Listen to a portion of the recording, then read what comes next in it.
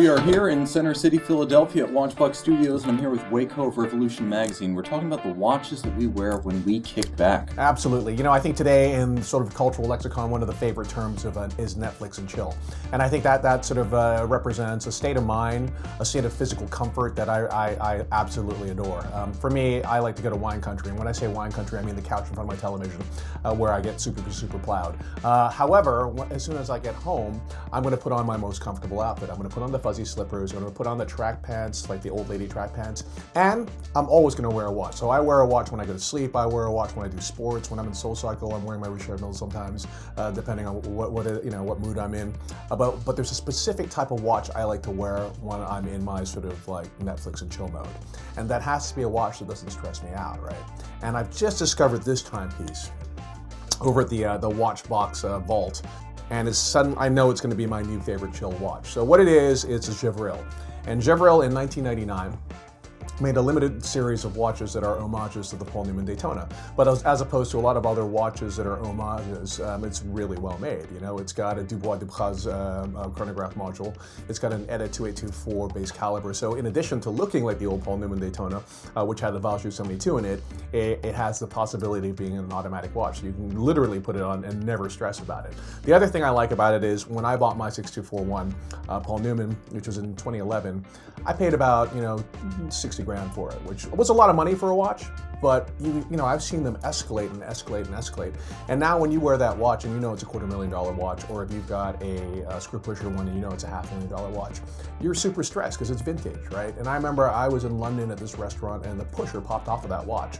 And everyone had to dive under the table and find it because no one was going to go home unless we found that pusher, because even those vintage pushers, you can't put a replacement pusher on it. It's got to be that specific vintage pusher. And so less and less I actually wear that watch. You know, I remember the last time I put it on, went out, I knew I was going to go to sort of a crowded, busy place. That's not going to watch what I'm going to wear, you know? And also when I go to wine country, I don't want to watch that like it's going to impede my progress into the evening, drinking copious amounts of wine and then having to worry about any damage happening to my watch. So this Jaeger-lecoultre, I think, is going to be my new favorite sort of chilled out watch. I'm going to put it on. I'm going to repose myself, sometimes clothing optional because it's just what you do when you're in that mode, and eat my cheesesteak sandwich, which is also incidentally one of the sort of great iconic achievements of Philadelphia, if I'm not mistaken, right? Absolutely. When I eat comfort food, be comfortable and have my comfort watch on, which is this Jaeger-lecoultre, which incidentally, I think we may have found 30 or 40 of the old stock of these watches. I tend to like to go maybe a little bit grander than I would in public. That's cool. I'm not really a person who has a flamboyant streak, and I think it's strange because people who only ever see me on the YouTube channel must think I talk all the time. But I'm actually kind of a quiet, private, low-key guy, and those are the times when I wear some of the pieces that are maybe a little bit crazy. Nice. Because I'm just being myself, and I'm not trying to fly below the radar. I'm by myself. So I'll wear stuff like my Master Compressor Extreme World Times. Right. It's as big as my fist. Yes. I could strap it to my thigh, and it would look properly sized. Yes. I like a large watch in that condition as well, because as my eyesight slowly deteriorates or very rapidly deteriorates the more wine I'm drinking, it's almost nice to be able to tell the time even though your vision goes a little fuzzy, right? But you happen to have a watch on your wrist, which I think is one of the most amazing chronological achievements in the last, decade or so. Well, I think it was 2003, was it that one? That's correct. Tell us a little bit about that, because that's an extraordinary achievement, and I love the fact that it matches exactly what you're talking about. It has one dimension, which is very pure, and another dimension that is a huge secret that you keep for yourself. It's a gorgeous watch that allows me to kind of be both sides of myself and without changing watches. Now, of course, the reverso with the rotating case, in the modern era, that's become a platform for either a display case back or a complication. Well, this watch is the Grand Tie case, so it's only about 42 millimeters across the wrist, 26 millimeters wide. Beautiful. It flies really low under the radar.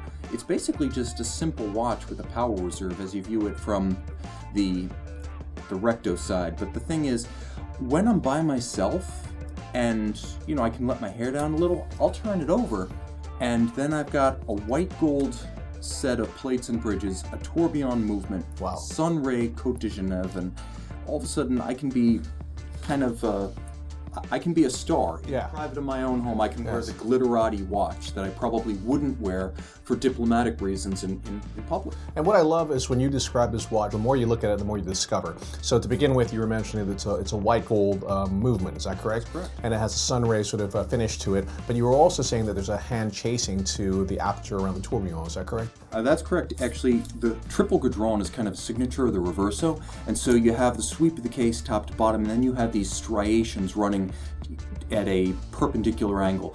But when you take those striations on this watch, you have to actually wrap them around the tourbillon, so there is a hand intervention to hand engrave the platinum of the case around the tourbillon. And platinum, it's almost like dealing with cookie dough. It's very soft, it's difficult to carve it and preserve sharp edges and the sort of right angle trench that the gadrons usually occupy. So you wind up with a hand engraved watch. Incredible. With a white gold tourbillon movement, and then there's a lot of fun if you delve deeper into the dial, because the face that I show to the public is ruthenium coated. It's a white gold base with Amazing. hand-painted silver Breguet numerals, and so even kind of the sober side of this watch is pretty spectacular. Fantastic. What is the one watch that you would like to have that you don't have, that you know that's going to be the watch you chill out in the evening with and spend maybe an hour just thinking about and having a relationship with? The Master Minute Repeater. Why so? Well, here's the thing. The best time to experience a minute repeater is in quiet and silence. Yeah. When you have that solemn period to contemplate and listen to the purity of the tone, the duration of the sustain, and when maybe volume doesn't count for as much, but musicality does, that's when you can really enjoy a minute repeater. And for me, that's not just kind of the apex of my collection as I originally envisioned it. It's a experience that you cannot get from any other watch. I think for me, the watch I'm looking for at the moment is a datograph, first generation datograph, which I love, without the up and down indicator, a little bit smaller size, but a very special one. You know that there is the Dufour datograph, the pink, gold, and black dial datograph that Philippe Dufour, the greatest sort of independent watchmaking finisher, owns and loves and uses as a declaration as his love for German watchmaking, specifically that made by Lang & Son. So I think that watch is amazing, and for some years I've kind of been aware of the fact that they made a yellow gold version of that in 2008, I think, and I think the common perception is there are like 30 or 40 of them. And I've been looking for that watch for a couple of years. I just recently saw a guy with that watch on his wrist in New York, but that watch is just so absolutely stunning. And the thing that I love about that is the yellow, gold, and black is such a punchy combination. It's so incredibly vintagey at the same time, but graphically so arresting because of the contrast between the gold and the black. And then when you turn that over, you look at this movement, unfinished, untreated German silver, which oxidizes with human touch, this incredible sort of column wheel activated, laterally coupled chronograph movement, precise jumping minute counter, which was the first one, I believe, in contemporary history for a wristwatch.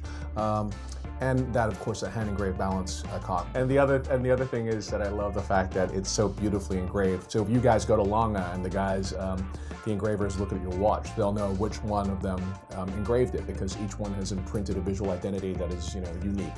And that's the type of watch you could just spend hours looking at. So if that's what I'm able to do, having a sort of moment where I'm just interacting with my watch, I think that would be the watch I'd like to do it with. I guess one of the cool things about WatchBox is you can also submit watches that you would like to have. You should have dream watch, that unicorn watch, and if they get one in, they can alert you. Is that correct? That is correct. Yeah. It's kind of like your watchdog in the world of fine timepieces. So when you're not on guard for that watch and it comes flying by, we'll reach out and catch it for you. Yeah, which is really cool. And what you can also do is you can upload the collection that you have that you're interested to sort of trade in or possibly sell towards the new purchase, right? And you can be given a value. Not only that, you can value one watch that you don't own and track the market. You can value a watch that you do own. You can value your collection as a whole. And perhaps most intriguing for those of us who are looking at a new flame but haven't obtained the watch yet, yes, we have a new AR feature that allows you to actually print out a paper band, put it on your wrist, and see a watch in our inventory proportionally correct on your own That's wrist. Cool. That's really cool. So guys, next time you have a spare afternoon or evening and you got your cheesesteak and you got your fuzzy slippers and that one t-shirt that's about to dissolve, you know what to do. Get onto WatchBox and start looking for watches, right? That's right. Cheers, buddy.